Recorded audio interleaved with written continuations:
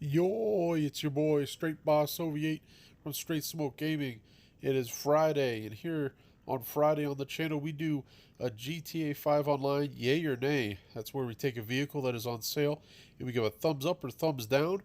And for a change, we actually have some vehicles that we could consider for the Yay or Nay. This week we pretty much narrowed it down to three. There was the Thruster. We did a yay or nay on this probably 3 months ago. The link will be in the description for if you're thinking about getting the Thruster. That is a pretty good deal. A choice was pretty much between the Barrage, which we have not done yet, and the Ramp Buggy, which we have not done yet. Pretty big discount on the Ramp Buggies, you can see there. That is with the trade price. And I kind of wanted to do the Ramp Buggy because I literally know everything I'm going to say about that vehicle, and I already know whether it's a yay or nay or not. But that goes on sale a lot more often, so we'll do the Ramp Buggy later on. Now we're going to do, this week we're going to do the Barrage, because the Barrage very rarely goes on sale. So we chose to do the Barrage. You can see there with the trade-in price. If you've done the Doomsday Heist, you have the trade-in price, and you can pick it up for just a hair over $1 million.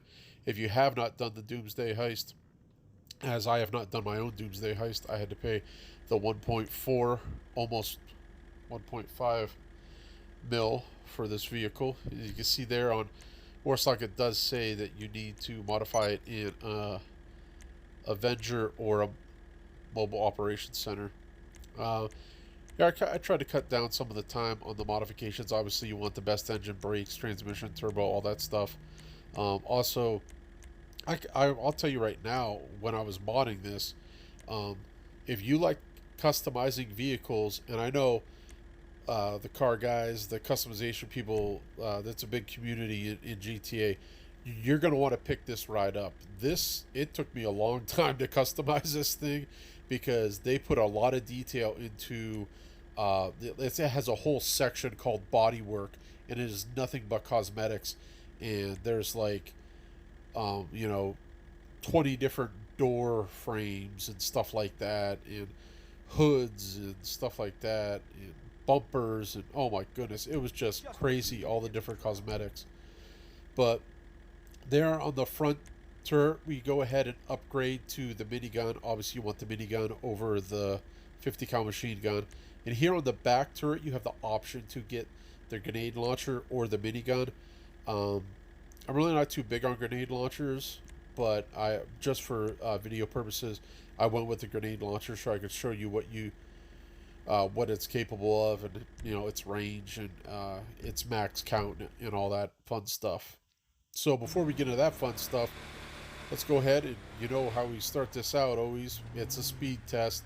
And here we got a Barrage going up against a Menacer and Insurgent Pickup Custom.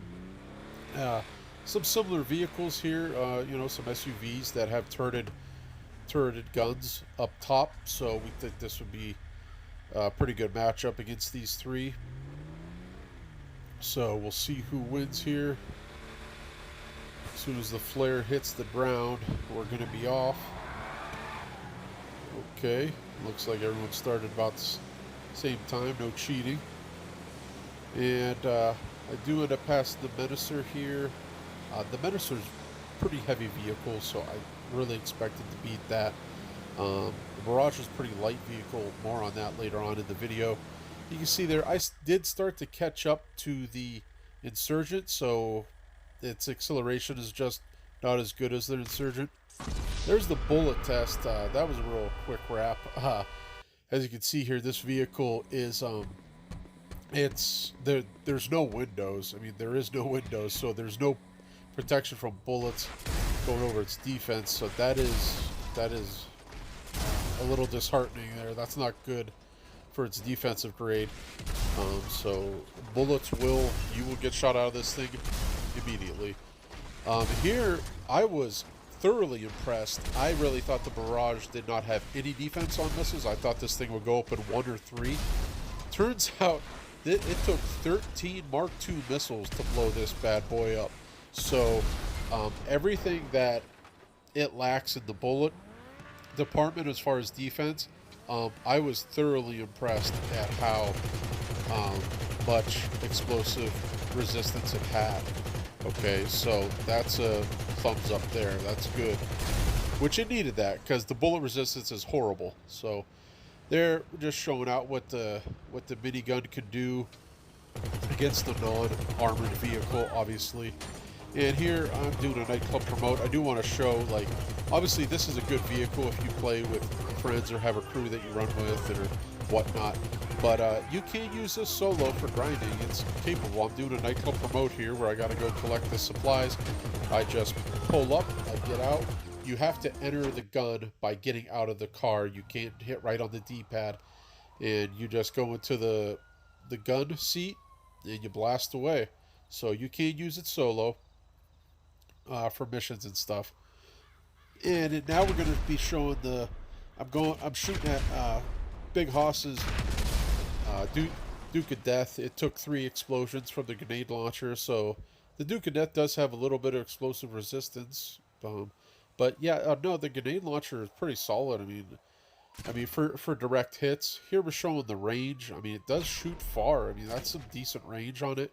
And also, if you do choose to get the grenade launcher, it caps out at 30 grenades.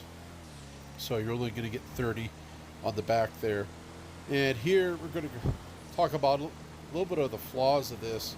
Is because it's so light, when you hit stuff or people hit you, this thing tips and flips a lot more easy than like a Menacer or an Insurgent because it is so light.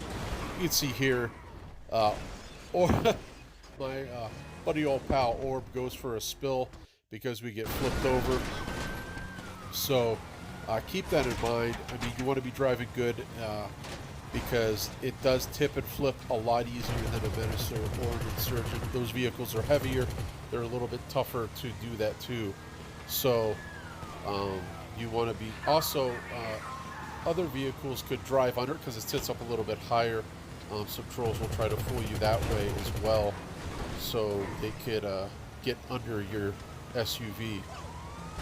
So with that being said, let's go ahead and go over its offense, defense, and its primer's worth, and see if this is worth it or not. Its offense, I'm okay with. The minigun does what you expect it to.